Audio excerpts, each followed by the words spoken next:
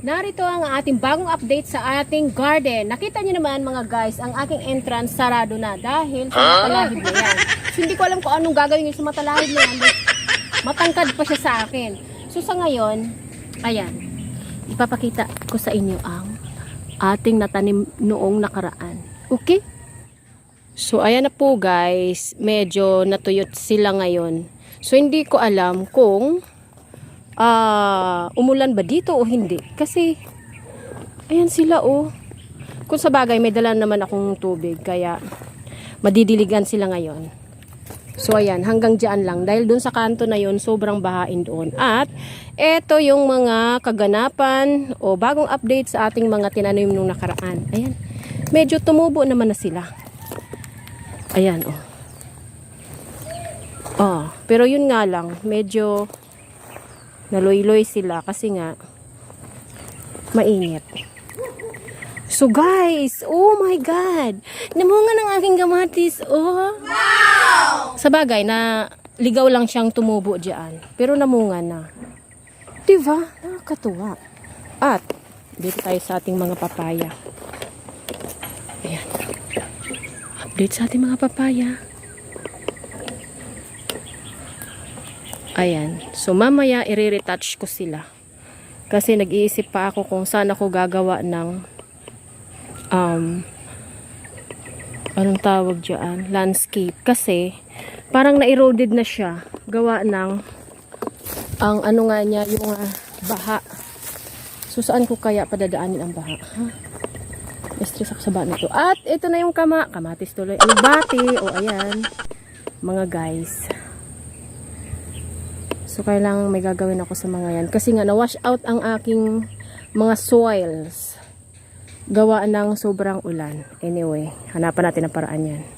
At ito na nga tayo sa ating eksena ngayon. So, kailangan mag-prepare na tayo sa ating costume. Kasi nga, bakbakang ano na naman to. Yung gapangan ng aking, anong tawag dyan? Alugbati is medyo lumundo siya. Di ko alam dahil sa sobrang bigat na ba ng alugbati o ano. So mga guys, kasi ayaw ko maganito dahil parang nasusuffocate ako sa init. May baon naman akong extra.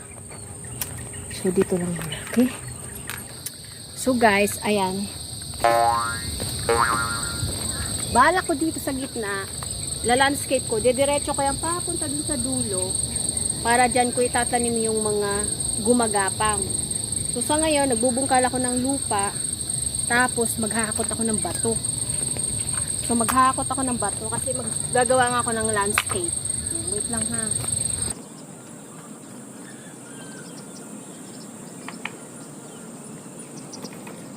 Dapat malalaking bato para hindi makadaan yung tubig. Baha.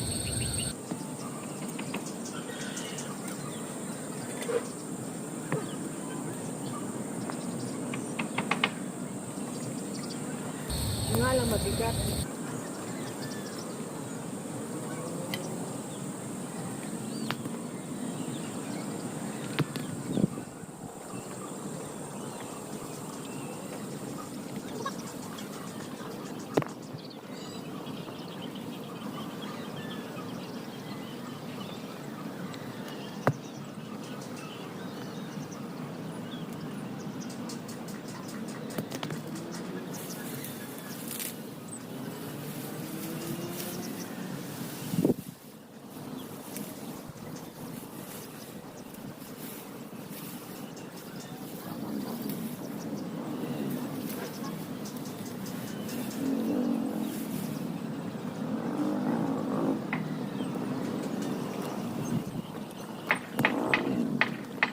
Pagod.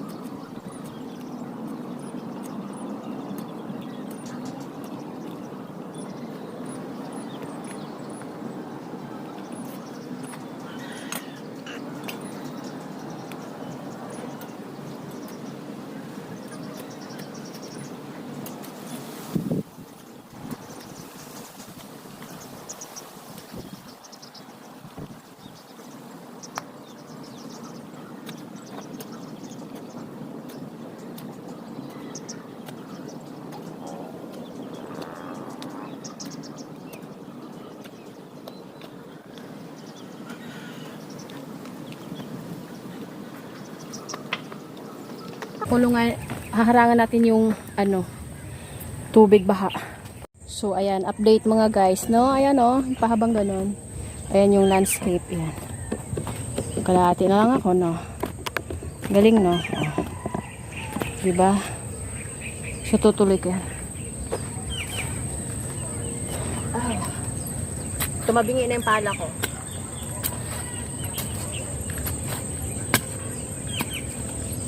Tapos medyo mahapdi na rin yung palad ko.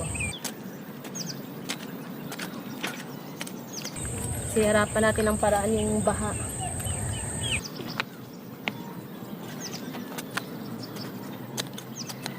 Kaya yung mga matatabang soil, wala na. Inano na niya. Inanod na. Kasi iba na kulay nitong lupa, oh. Itim yan dati, eh.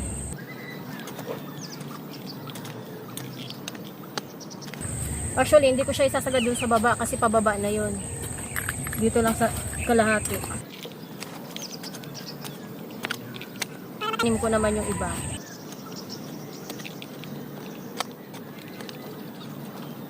So dahil mabato rin lang sila para mapakinabangan yung bato. Mabato dun sa baba eh. Ayan o, yung ilalim nito, itim siya kasi nga dati sinunog yung mga ano nito eh, mga anong tawag dyan, mga damo. Diba? So, ito, mapdi na nga yung palad ko. Feeling ko magkakalapaltos ako nito. Hindi kasi ako makakagalaw maigi pag isusuot ko yung parang may tuka eh.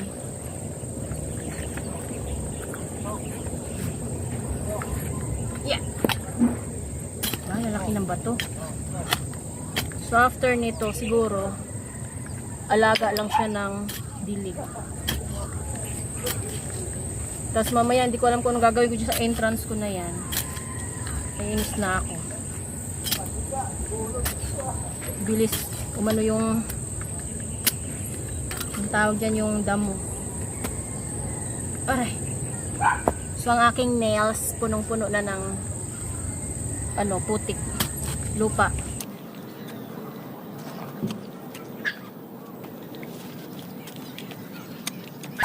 Ayan, mga bato, oh. Tsaka yung pala ko baliko na. Diba? Hindi naman ganun katigas yung lupa. Problema lang mabato.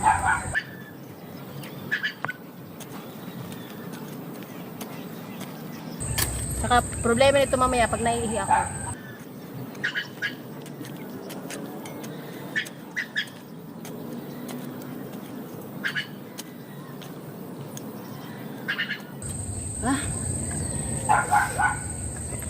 Ay, grabe. Sobra katulo sa aking pawis. Pero okay lang kasi guys. Pagod ako.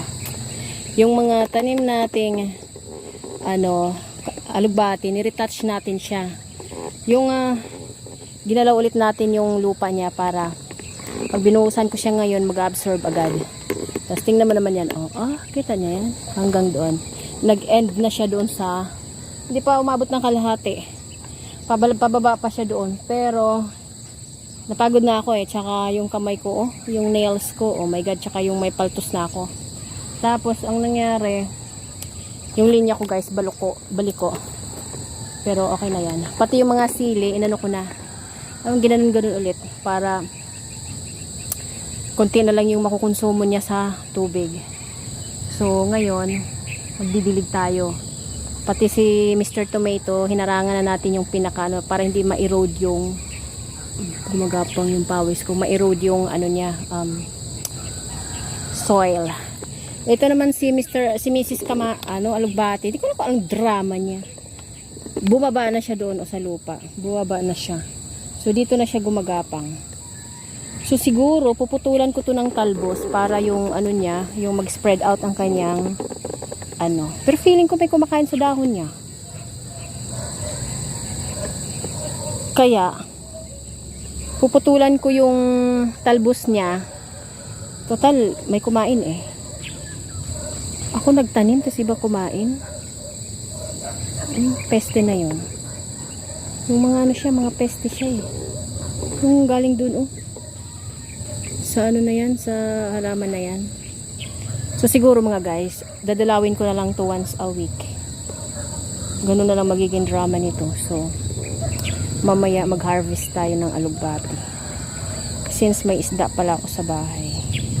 Kasi ang alugbati niya, paano palang patugsoy palang ganun. Dapat mag-spread out sila para yung ano siya madahon, hindi siya matangkay. So na siya mga guys. Ako ay tatanim na. Char. Kunin ko na yung ano ko. Seeds. Diba? Oh. Yung tapos